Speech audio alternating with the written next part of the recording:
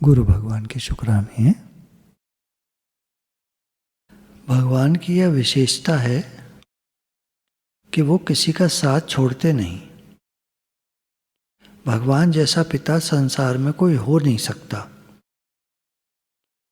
क्योंकि लौकिक पिता, संसार के जो पिता हैं, वो शरीरधारी हैं और शरीर अनित्य होने से साथ छूटेगा ही। या तो वो छोड़ जाएंगे या हम छोड़ जाएंगे, साथ छूट जाएगा, साथ रह नहीं सकता सदैव।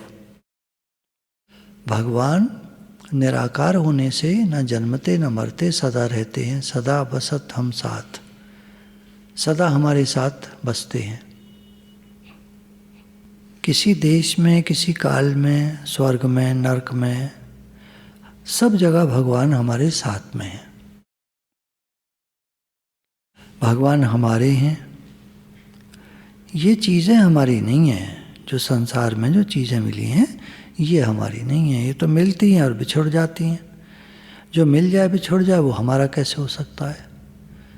ईश्वरांश जीव अविनाशी, तो हम जो परमात्मा के अंश हैं वो अविनाशी हैं और ये चीज़ें विनाशी हैं, तो ये हमारी कैसे हो सकती हैं? मीराबाई ने ठीक समझा, मेरे तो गिरधर गोपाल दूसरों न कोई। अपने को भगवान का मान लो कि हम तो भगवान के हैं। देखिए, अब हम भगवान को कैसे जानें? हम उनसे आए, हम उनके हैं, वो हमारे हैं। अच्छा, माँ बाप को कैसे जाना कि हमारे माँ बाप हैं? लोगों ने बता दिया, उन्होंने बता दिया लोगों ने। हमने तो नहीं देखा कि हम उनके पेट से जन्मे थे। हमको तो कोई याद नहीं है, हमको तो उस चीज़ का कोई एहसास नहीं है, बिल्कुल मालूम नहीं है कि हम, ये हमारे पिता कैसे हैं, ये हमारी माँ कैसे हैं। तो बताया गया, ऐसी गुरु बता रहे हैं, शास्त्र बता रहे हैं कि हम भगवान के हैं, भगवान हमारे हैं, तुम भगवान के हो। अच्छा, अब संसार को जिसको हम अपना मानते हैं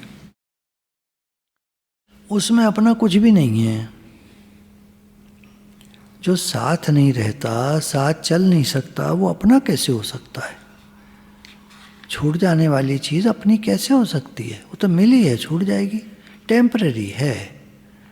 अगर हम कहते भी हैं अपना, तो बिल्कुल ऐसा ही है जैसे धर्मशाला का कमरा नंबर 7 हमारा है। कमरा नंबर 7 तुम्हारा है, रहने के लिए है केवल। जब समय पूरा हो जाएगा, 20 दिन के लिए आए हो, 20 दिन हो जाएंगे, चले जाओगे यहाँ से। तो कमरा नंबर 7 तुम्हारा कैसे हो गया? साथ ले जाओगे क्या? नहीं नहीं, वो तो हमें मालूम है, वो तो वहाँ मिला है। अब कैसे कहें हमारे कमरे पर आना? अच्छा, तुम्हारा कमरा कौन सा है? कमरा नंबर 7 हमारा है, तो आप आओगे वहाँ। बोलचाल की भाषा है। तो ऐसे लोग कहते हैं घर मेरा है, बोलचाल की भाषा में कहते हैं। कैसे कहें फिर, कैसे बताएं? फलानी रोड पर फलाना नंबर घर हमारा है। घर के बाहर एक नेम प्लेट लगी होगी, उस पर ये लिखा होगा, तो वो घर हमारा है। तो ये हमने टेम्पररी, जो संसार में जितने साल के लिए आए हैं, जितने समय के लिए आए हैं, उतने समय तक वो नाम लिखा रहेगा। अगर वो घर बिक गया तो कोई और नाम लिख जाएगा। वो कहेगा मेरा है, उसका भी नहीं है। उसके बाद वो अगर पुराना ज़्यादा हो गया तो तोड़ फोड़ दिया जाएगा, नया बन जाएगा। तो यहाँ अपना तो कुछ रहता नहीं, होता नहीं, है नहीं, हो सकता नहीं, क्योंकि हम यहाँ के हैं नहीं। हम तो भगवान से आए हैं, भगवान के पास वापस जाना है। भगवान हमारा साथ कभी नहीं छोड़ते, उन्हें तो हम अपना मानते नहीं। सत्संग में सुन लेते हैं, बात समझ ली है। अगर ये कहा जाए क्या भगवान तुम मानते हो, भगवान तुम्हारे? हाँ जी, तो ये सुन लिया है, अंदर में मान्यता नहीं है, ऐसी नकली है, सुन लिया है और बोल देते हैं। देखिए, खूब गहरा विचार करके जब देखेंगे ना, गहरे विचार की आवश्यकता है। हम कहाँ से आए? अब आपने इतनी बार सुन लिया, आप झट बोलते जाओगे, पटर पटर पटर पटर, पर अंदर में कुछ नहीं है, मानते नहीं हो आप। केवल सुन लिया है, रट गया है, याद हो गया है। अंदर से विचार करें कि हम कहाँ से आए। हर एक अपने अपने अंदर विचार करे, कहाँ से आए हम। माँ बाप के हैं क्या? जन्म दिया माँ बाप ने, किसका? किसको जन्म दिया? शरीर को। पर हम स्वयं ईश्वर अंश जीव अविनाशी, ममे वांशो जीव लोके जीवोत सनातन। ये जीव इस लोक में मेरा ही अंश है, गीता में भगवान ने कहा। रामचरितमानस में चौपाई कही, ईश्वर अंश जीव अविनाशी चेतन अमल से सुख राशि। तो ये रामचरितमानस की हुई, तो ईश्वर का अंश है ये जीव। शरीर तो जो हमको मिले हैं ये सब बिछुड़ जाएंगे। कुटुंब मिला है, छूट जाएगा। जो मिलता है वो बिछोड़ने के लिए मिलता है। भगवान से सुख राशि हैं, ईश्वर अंश जीव अविनाशी चेतन अमल से सुख राशि। हमारे लिए भी सुख राशि कहा, लेकिन संसार तो हमको दुखालय प्रतीत होता है। अपने मन में बड़ा भारी दुख होता है। कितनी बातें रखे बैठे हैं, नई पुरानी तरह तरह की, अभी की पहले की। बड़े दुखी होते रहते हैं सोच सोच कर। पास्ट को लेकर लोग दुखी होते रहते हैं, तब ये हुआ, तब ये हुआ, हमसे यूँ कह दिया, हमसे यूँ कह दिया। गुरुजी के दर पे भी आए, गलत टाइम आ गए तो गुरुजी ने डांट के भगा दिया। हमें डांट दिया, हमसे यूँ कह दिया, हमसे बुरी तरह बोल दिया, हम तो बड़े दुखी हो गए। अब बताओ, बात बात पे तो दुखी होते हैं। तो सुख राशि कहाँ है? तो हमें दुखी कौन कर रहा है? मेरे मन की हो ये थॉट, ये विचार दृढ़ हो गया अंदर में, ये हमको दुखी करता है। मेरे मन की हो,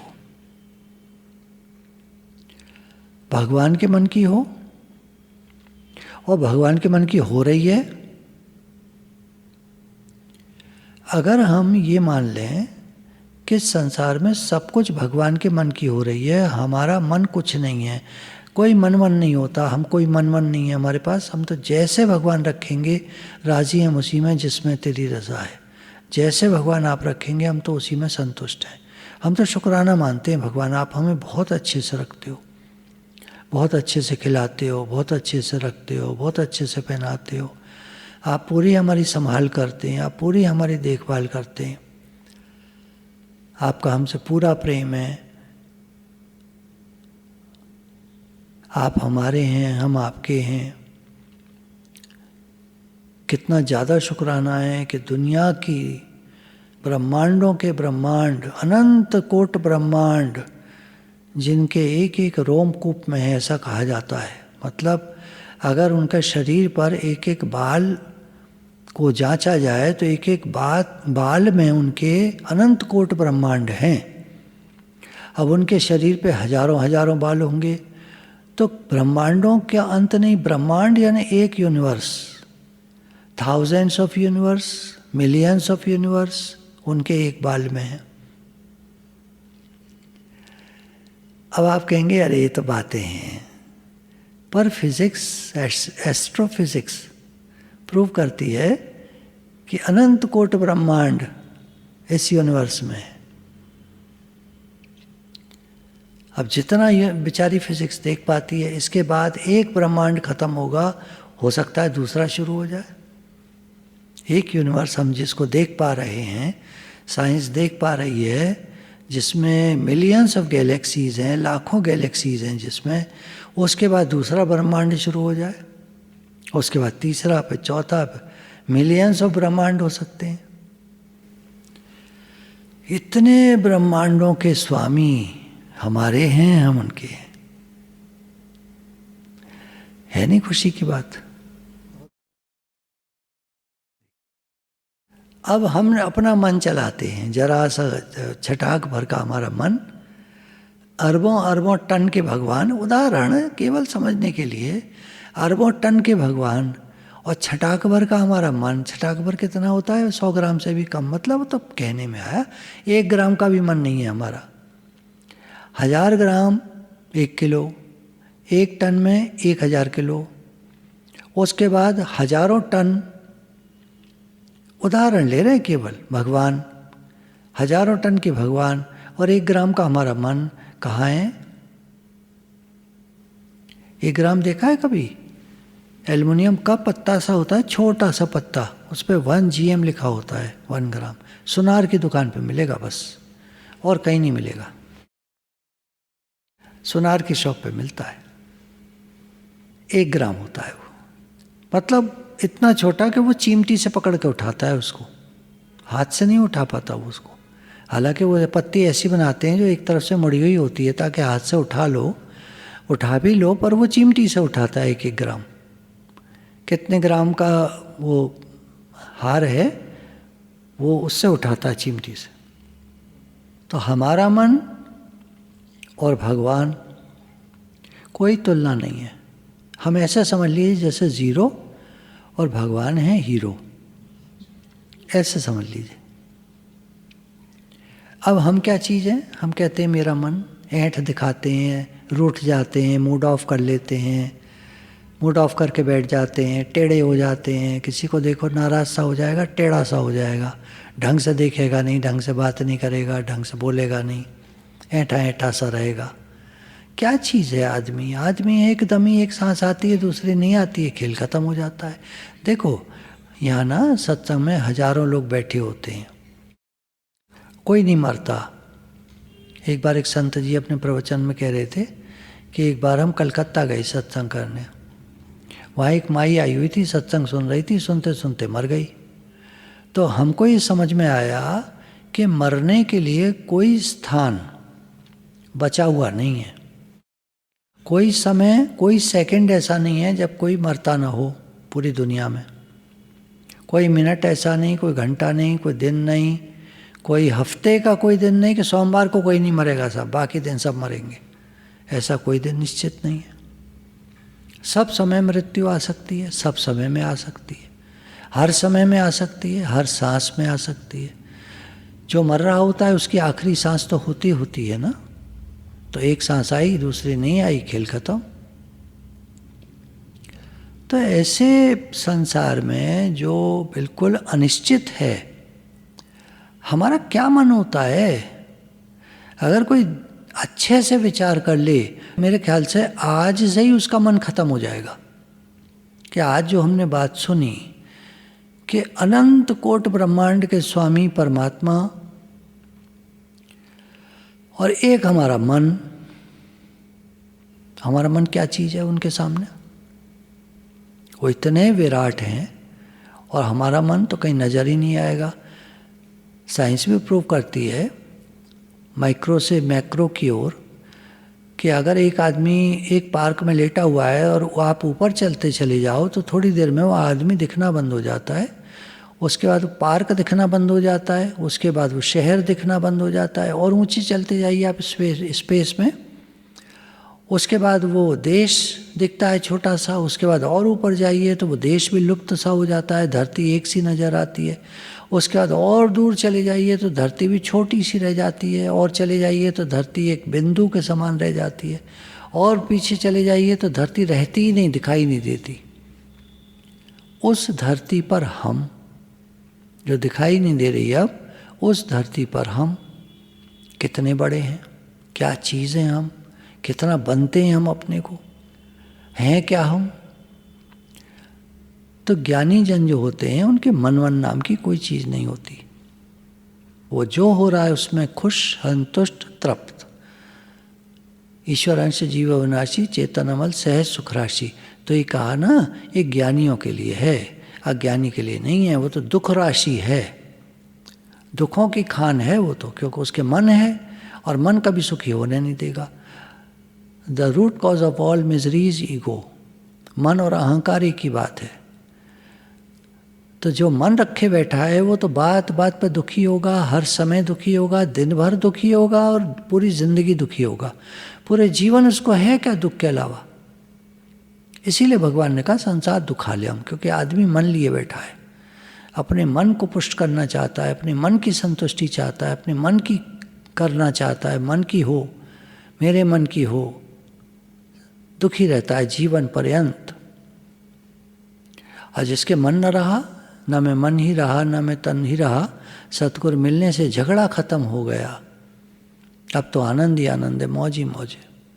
मौज किसको होती है? ज्ञानी को। अज्ञानी को मौज नहीं होती कभी, वो तो झंझटों में फंसा पड़ा है दुनिया को मेरा मानकर।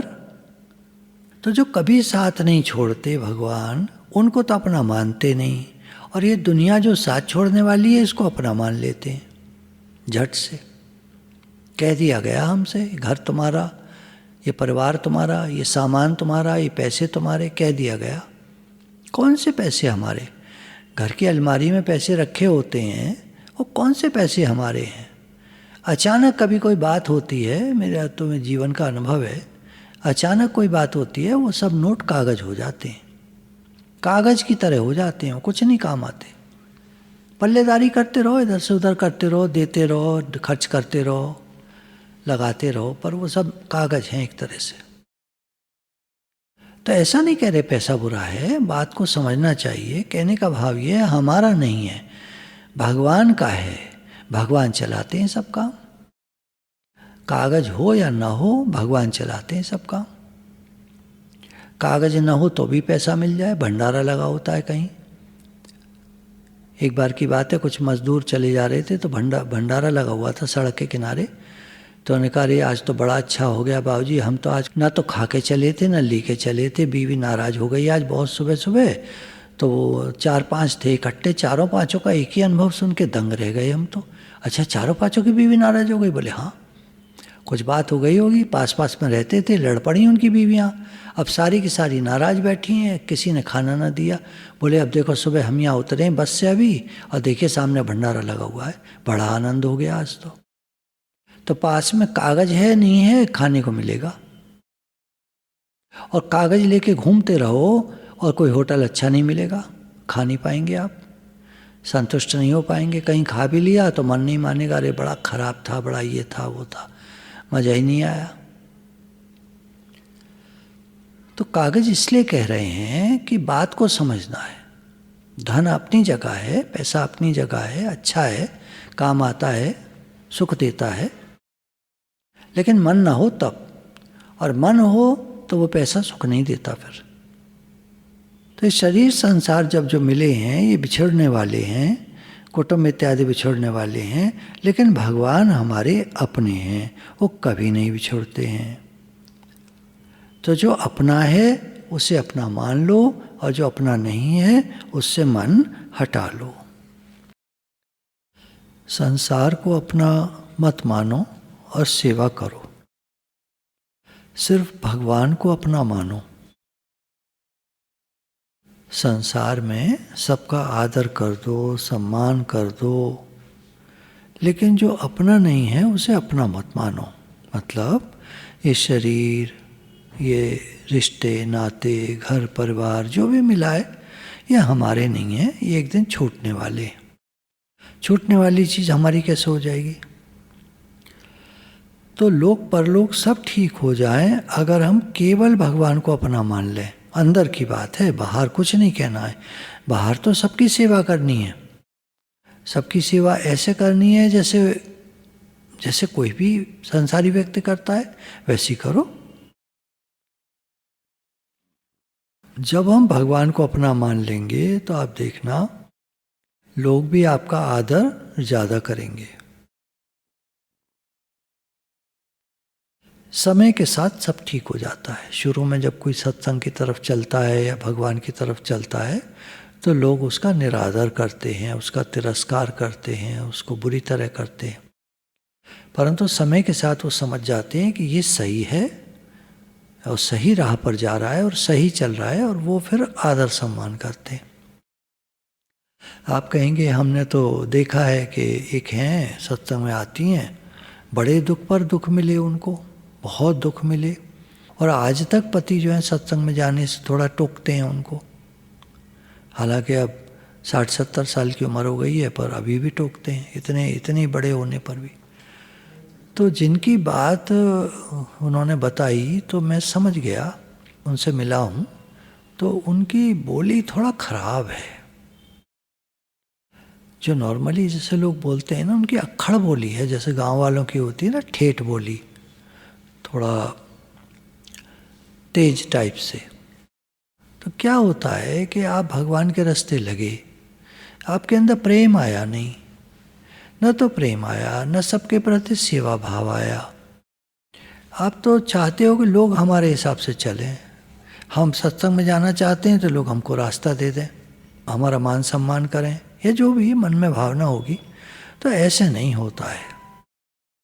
सत्संग में जाने वाले या भगवान की तरफ लगने वाले तो जरूरी नहीं है उनका आदर सम्मान लोग करें। लोग काहे को करें? हम आदर सम्मान करें सबका, हम मर मिट के चलें, हम प्रेम से बोलें, मीठी बोली हो। बोली तो अक्खड़ है, अब लोग हमको प्रेम करें तो ऐसे कैसे होगा? बोली अच्छी रखो। आप कहेंगे हमारे तो बचपन से ऐसी ट्रेनिंग है, हमारे यहाँ तो सब ऐसे ही बोलते थे, हमारे पिताजी भी, माताजी भी, भाई लोग वगैरह सब अक्खड़ बोली थी हमारे यहाँ। तो मतलब टॉन्ट मार के बोलते थे, अकड़ के बोलते थे, अकड़े रहते थे सब। अब भैया अब ठीक है, फिर जैसा हो रहा है सब ठीक है, फिर स्वीकार कर लो जैसा हो रहा है सब ठीक है। ऐसे है। क्या है ना, व्यवहार तो व्यवहार की तरह चलेगा। देखिए, उसमें नम्रता लाएंगे तो आपको नम्रता मिलेगी। हर आदमी को पता नहीं चलता कि उसकी बोली कैसी है। अच्छा, पता चलता भी हो तो वो एक बात कह देता है, हमारे तो बचपन से ऐसे ही बोला जाता है। देखिए, अगर बचपन से किसी के यहाँ कैसा ही काम होता है, किस तरह का एटीट्यूड रहा या किस तरह की बोली रही या रहन सहन रहा, ये इतनी क्लासेस चलती हैं आर्ट ऑफ लिविंग और जीवन जीने की कला और पॉजिटिव थिंकिंग और how to be happy, how to be successful. तो ये सब क्लासेस फिर बेमाने हो जाती हैं, इनका कोई मतलब नहीं होता। अगर आप बचपन से जैसे हैं वैसे ही आपको रहना है तो ये सब क्लासेस फिर आपके किसी मतलब की नहीं है, क्योंकि इनमें तो कहा जाता है I am willing to change, मैं बदलने के लिए तैयार हूँ। तो वो जैसे सिखाते हैं फिर वैसे बोलना पड़ता है। एक पुरानी कहावत है, मतलब के लिए गधे को भी बाप बना लेते हैं लोग। तो मतलब तो नहीं है, लेकिन अगर आप चाहते हैं कि हमारा भी मान सम्मान हो या लोग हमसे भी प्रेम से बात करें या प्रेम से रहें, प्रेम से हमको परमिशन मिले सब काम करने की, सत्संग में जाने की, तो फिर नम्रता लानी पड़ेगी। दादा भगवान का पॉइंट है, नम्रता वाला कभी न मरता। नम्रता वाले को लोग जो घर वाले हैं वो ज़्यादा दुख नहीं देते हैं। देखिए, आप कहेंगे वो काम सारा ले लेते हैं हमसे, तो सेवा करने में दिक्कत क्या है? आपने ही तो अपने घर वाले बनाए ना, शादी करी तो काय लिए करी, तो घर वाले तो बनेंगे ही। अब आपने घर वाले बनाए तो उनसे तो प्रेम से चलो, उनसे तो नम्रता से चलो। हम गुरु के पास जाते हैं तो एक की बोली अक्खड़ हो, एक की बोली प्रेम वाली हो, तो गुरु किसको पसंद करेंगे आप बताओ? प्रेम वाले को पसंद करेंगे। अब आप बोलो गुरु जी भी उसको पसंद करते हैं, दुनिया भी उसी को पसंद करती है, हमें कोई पसंद ही नहीं करता। अब आप अपनी तरफ देखो, क्यों नहीं पसंद करता? आदमी बहाव में आके जब बोलता है ना, वो जागा हुआ नहीं रहता। सोया हुआ आदमी सपने में क्या बड़बड़ा रहा है तो दूसरे जानते हैं ना, वो तो नहीं जानता। वो तो कहेगा अरे मैं तो सो रहा था। इसी प्रकार जागे हुए जो हम कहते हैं कि जागे हुए हैं, तो जागा हुआ कौन? जो अपनी बोली को भी पहचान सके कि मैं कैसे बोल रहा हूं, पूरा होश हो जिसको, पूरा जागा हुआ, पूरी समझ है। गुरु कोई बात कह रहे हैं कि देखो आपकी बोली ठीक नहीं है, हमारी तो ऐसे ही है बचपन से। अब गुरु के आगे भी तुम्हारी बोली ऐसे ही है बचपन से, तो रखो अपनी बोली पर, जैसी है वैसी सब ठीक है, जैसा हो रहा है वैसा ठीक है। हर बात में ठीक ही ठीक करो। फिर ये थोड़ी कि बोली हमारी ऐसी है, बोली तो हमारी ठीक है, तो भाई बोली ठीक है तो जो हो रहा है प्रकृति में सब ठीक हो रहा है। हर बात पे लगाओ ना। फिर ये थोड़े कि हम ठीक हैं और बाकी सब गलत हैं। सब पे लगाओ, सब ठीक है, फिर सब कुछ ठीक है, कुछ गलत है ही नहीं। फिर आप गलत नहीं हो तो कुछ गलत नहीं है।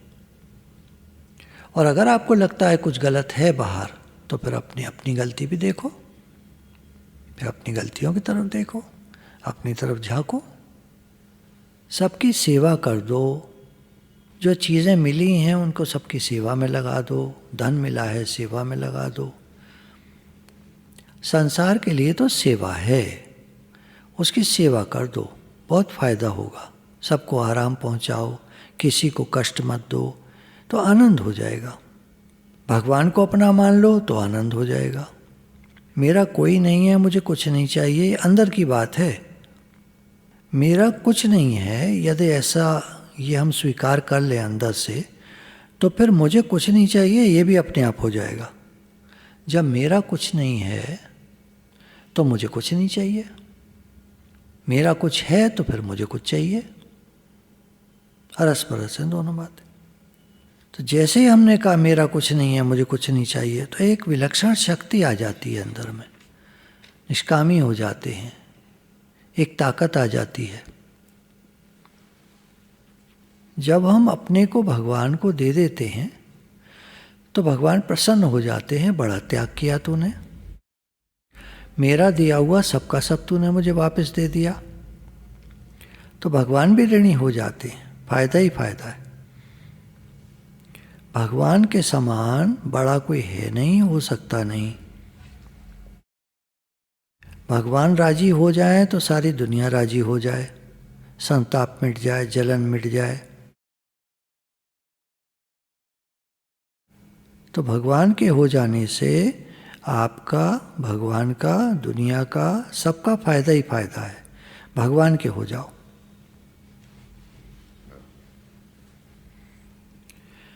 किसी ने प्रश्न किया, घर में जब हम सेवा करते हैं तो वह घर वाले कहते हैं नाटक करता है। देखो भाई, लोगों को तो आज तक कोई राजी कर नहीं सका, कोई खुश कर नहीं सका। भगवान के अवतार से भी लोग खुश नहीं हुए।